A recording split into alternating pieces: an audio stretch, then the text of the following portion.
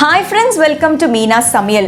உங்களுடைய love support and encouragement கிடைச்சதுனால இந்த வாரம் கூட லாக்டவுன் ரெசிபிஸ் காட்டலாம் அப்படின்ட்டு இருக்கேன். இந்த மண்டே டு ஃப்ரைடே கண்டினியூஸாக நான் சூஸ் பண்ண டாபிக் வந்து மிக்ஸ்ட் ரைஸ் வெரைட்டிஸ், அதாவது கலந்த சாதம். இந்த கலந்த சாதத்தில் வந்து நான் ரொம்ப மினிமலான வெஜிடபிள்ஸ் யூஸ் பண்ணியிருக்கேன். லாக்டவுனுக்கு வந்து ரொம்ப ஃபேவரபிளான வெஜிடபிள்ஸை சூஸ் பண்ணியிருக்கேன். அதையும் தாண்டி இந்த சீசனில் வந்து நம்மளுக்கு இம்யூனிட்டி தேவை, நோய் எதிர்ப்பு சத்து அப்படிங்கிறது ரொம்ப முக்கியம் இல்லைங்களா? அதுவும் மைண்டில் வச்சுக்கிட்டு தான் இந்த 5 ரெசிபிஸுமே நான் வந்து ஃப்ரேம் பண்ணியிருக்கேன். அந்த வகையில் நம்ம பார்க்க போகிற லாக்டவுன் ரைஸ் ரெசிபி நம்பர் 1 நெல்லிக்காய் சாதம்.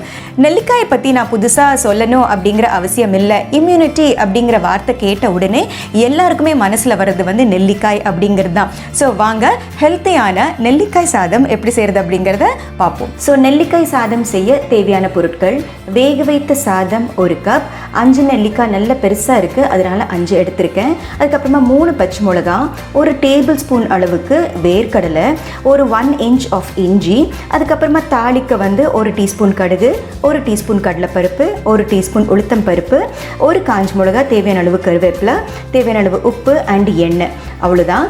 ஸோ நெல்லிக்காய் சாதம் எப்படி செய்கிறது அப்படிங்கிறத பார்ப்போம். ஸோ முதல்ல நம்ம நெல்லிக்காவை கட் பண்ணிக்கலாம். நான் வந்து நெல்லிக்காய், பச்சை மிளகா அண்ட் இஞ்சி வந்து அரைச்சி செய்ய போகிறேன். அந்த விழுதாக நம்ம அரைச்சிட்டு அதுக்கப்புறமா சாதத்தில் கலந்தால் அது ஒரு மாதிரி இருக்கும். அதுக்கப்புறமா வந்து சில பேருக்கு வந்து துருவினாப்பில் பிடிக்கும். அந்த மாதிரி துருவினாப்பில் பிடிக்கும் அப்படிங்கும்போது நீங்கள் வந்து இது துருவிட்டு இந்த பச்சை மிளகா அண்ட் இஞ்சி மட்டும் அரைச்சிக்கிட்டு கூட சேர்த்துக்கலாம்.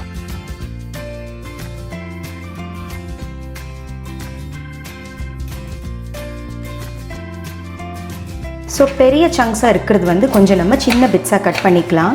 நம்ம மிக்சியில் வந்து அரைப்படுறதுக்கு சௌரியமாக இருக்கும். அண்ட் பச்சை மிளகா கூட அண்ட் மிக்சியில் வந்து பச்சை மிளகா, நெல்லிக்காய்.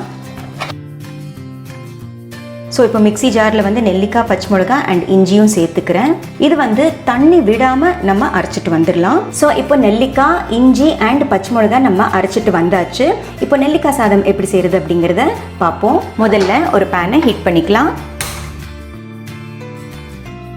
ஒரு 2 டேபிள் ஸ்பூன் அளவு எண்ணெய் விட்டுக்கலாம். இது வந்து பச்சை வேர்க்கடலை நான் வந்து ரோஸ்ட் பண்ணிக்க போகிறேன். இப்போ வேர்க்கடலை வந்து நல்ல ப்ரௌனிங் வந்தாச்சு. இது ஒரு போலுக்கு நம்ம ரிமூவ் பண்ணிக்கலாம். அடுத்து கடுகு, கடலைப்பருப்பு, உளுத்தம் பருப்பு, காஞ்ச மிளகா, கருவேப்பிலை, அடுத்து இந்த நெல்லிக்காய் விழுது. நீங்கள் விருப்பப்பட்டீங்கன்னா தாளிப்பு முடிஞ்சதுக்கு அப்புறமா வெங்காயத்தை கூட சேர்த்துக்கலாம். ஓரளவுக்கு ஈரம் வற்றி போகிற அளவுக்கு நம்ம வதக்கினா போதும். ரொம்ப நேரம் வதக்கினோம்னா இதோடைய அந்த நியூட்ரிஷனல் பெனிஃபிட்ஸ் எல்லாம் வந்து போயிடும் நம்மளுக்கு. ஒரு 1/4 டீஸ்பூன் மஞ்சள் தூள் சேர்த்துக்கிறேன். இது இன்க்ரீடியன்ஸில் நான் சொல்லலை. அடுத்து இதுக்கு தேவையான அளவு உப்பு. ஸோ நெல்லிக்காய் வந்து நல்லா ட்ரை ஆகிடுச்சு பாருங்கள். ஸோ இந்த ஸ்டேஜில் நம்ம வேக வைத்த சாதத்தை சேர்த்துக்கலாம்.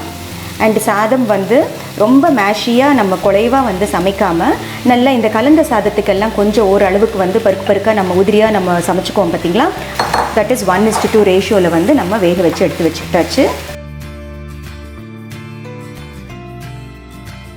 இந்த மாதிரி ரைஸ் வந்து நம்ம வீட்டில் லஞ்சுக்காக சமைக்கும்போது இதுக்கு தொட்டுக்க வந்து உருளைக்கிழங்கு கறியோ இல்லை எனி கிழங்கு வெரைட்டி வறுவல் வந்து நம்ம செஞ்சு இதோட சேர்த்து பரிமாறினோம்னா ரொம்ப டேஸ்டியாக இருக்கும். இல்லை வத்தல் பொரிச்சு வச்சா கூட ரொம்ப நல்லாயிருக்கும். ஸோ நம்ம சமமாக கிளறி முடிச்சாச்சு. ஃபைனலாக நம்ம ஏற்கனவே வறுத்து வச்சுருக்கிற இந்த பீனட்ஸை சேர்த்துக்கலாம்.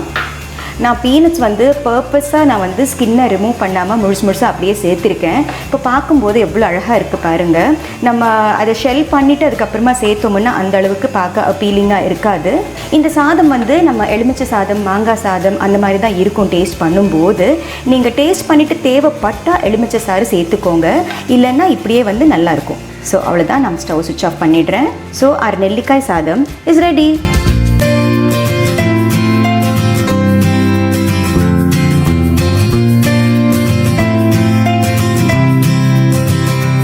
லாக்டவுன் ரெசிபி நம்பர் 1 நெல்லிக்காய் சாதம் எப்படி செய்கிறது அப்படிங்கிறத பார்த்தீங்க இல்லையா? ரொம்ப ரொம்ப சிம்பிள், ரொம்ப ஈஸி அண்ட் ரொம்ப ஹெல்த்தி கூட. ஸோ கண்டிப்பாக இந்த ரெசிபியை நீங்களும் ட்ரை பண்ணி பாருங்கள். ஸோ மீனா சமையலை பாருங்கள், லைக், ஷேர், சப்ஸ்கிரைப் பண்ணுங்கள். பாய்.